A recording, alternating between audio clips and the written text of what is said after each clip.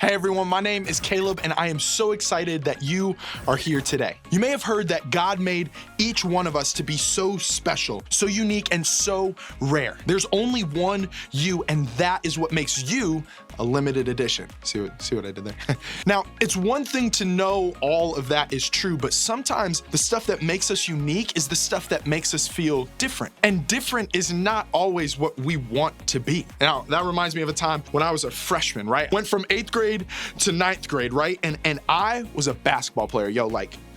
I actually played, don't worry, I'm not making it up, but I played basketball all the time. Like basically since I could even hold a basketball, I was on the court, right? So 8th grade to freshman year, I'm like, I played basketball then, I'm gonna play basketball now. But that summer, I just started to sing a little more. I started to realize that I actually like singing. And one of my friends came to me, he's like, Caleb, you've gotta try out for the school musical. And I was like, no, that's the same time as basketball. If I wanna be in the school play, then I have to stop playing basketball. And he was like, dude, just do it. And I was like, dude, no.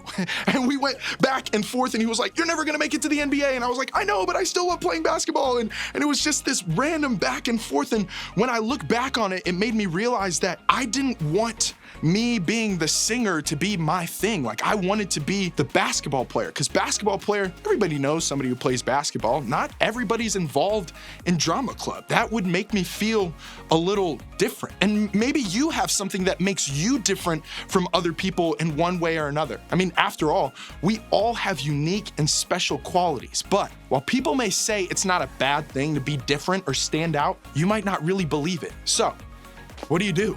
You might try to distract people from the things that make you unique. Maybe you even hide those qualities so that no one will notice them. And honestly, I get it. There are so many reasons it can be scary to be who you really are. But if we're honest, I think we all want to be accepted for who we really are. And we want to be loved no matter what. We know there's a big risk here. If we want to be honest about the things that make us special, unique, and even different, we have to accept the risk that we might get made fun of. We might even get rejected for it. Maybe you feel like, I do not think there is anything that makes me stand out. You feel like you don't have the talent or style or confidence to be a limited edition. Honestly, maybe you kind of wish there was something that made you stand out just a little more. No matter if you know what makes you different or if you wish you stood out a little more, I think we all wonder this same thing at times. How do we discover the way God made us without being afraid of what others might think? There's a story in the Bible written by a man named Samuel. It also happens to be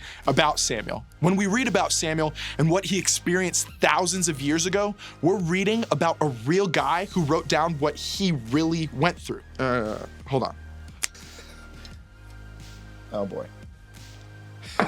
Samuel lived thousands of years before Jesus, so his story is found in the Old Testament in the Bible. Samuel was a spiritual leader among his people, and because of this, God directed him to find the next king of Israel, his country. This was a pretty big deal. Samuel was like that guy. He was him, right? God told Samuel to go see a man named Jesse. And God told Samuel that one of the 8 sons, 8, that's a lot of sons, one of the 8 sons of Jesse would be the new king. Now, I'm not sure about you, but there are all kinds of things I would look for if I was choosing someone to be a leader. I would want to pick someone with influence and power, someone who was strong and smart, someone who would be fair and just try to do the right thing. And of course, someone who just looked really cool on a throne.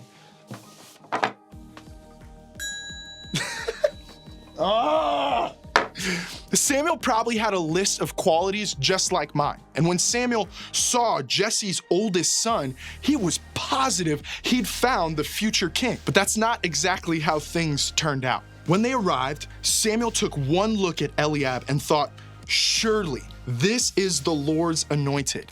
But the Lord said to Samuel, don't judge by his appearance or height, for I have rejected him.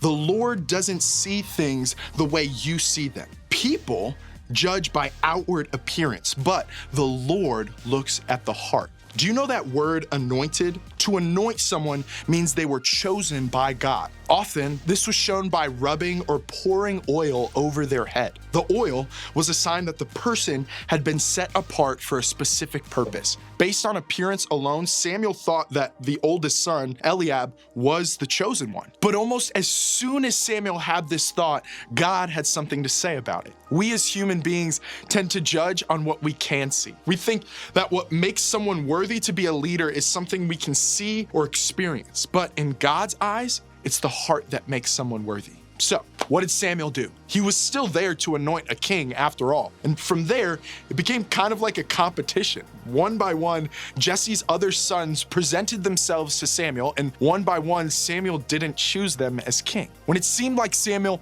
was all out of options, he asked one final question. Then Samuel asked, "Are these all the sons you have?" "There is still the youngest," Jesse replied, "but he's out in the fields watching the sheep and goats." "Send for him at once," Samuel said. "We will not sit down to eat until he arrives." So Jesse sent for him.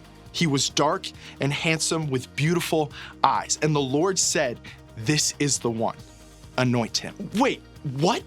Of all the powerful people in Jesse's family, God chose this guy? The youngest? The one who looked different than the others? The one who spent his time taking care of sheep? This guy would be the king?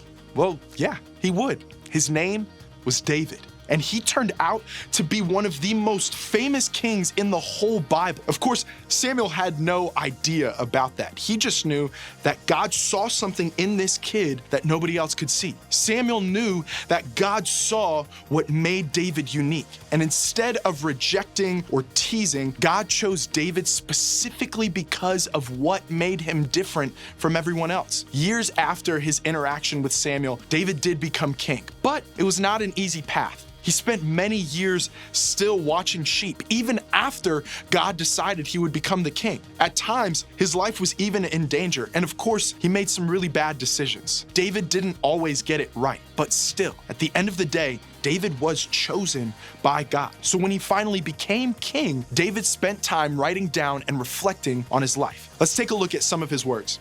"For you created me in my innermost being. You knit me together in my mother's womb. I praise you because I am fearfully and wonderfully made. Your works are wonderful. I know that full well." I love that passage so much. It reminds us what is so valuable about who we are and how we're made. And that is what sets you apart. In other words, you are a limited edition. Now, listen, I get it. Believing this about yourself may be easier said than done. You may not love the things that make you a limited edition. And even if you do love the unique things about you, other people may not. So I want you to try a couple things. First, try positive self-talk. Shift your thinking from negative to positive. The next time you're being hard on yourself about what makes you different, pause. Instead of focusing on what you might not like about yourself, try to focus on what makes you a limited edition. Remember, God encouraged Samuel to see others the way God sees them, and I think God wants us to do the same. We should do this for ourselves and the people around us. And second, build a positive team. Surround yourself with people who celebrate you. Who are the people in your life who love and accept you no matter what? Who are the voices encouraging you to love the way God made you? Who are the people reminding you of what's true and unique about you? These are the kinds of people you want around you. You are a rare, limited edition human. The things that make you a limited edition are not things to hide. Try to find ways to not just like who you are, but to love who you are. You have things to love because they're the things that reflect the way God made you to the world. You are a limited edition. Kind of like that story I was talking about before with the buddy. We were going back and forth of whether or not I should try out for drama club. Eventually, I did. And for all my high school career, all 4 years, I was in drama club. And guys, I loved it. It was so much fun. It was a blast. Like, I'm never gonna forget the roles and characters I got to play, the friends I made, the community I built, the times that we had. It was a blast. And I still sing, maybe not act as much, I'm a little shaky and rusty on that, but I still sing to this day. It's part of what I do almost on a weekly basis. And I love that that's what I get to do. I love that that's part of what makes me unique. I still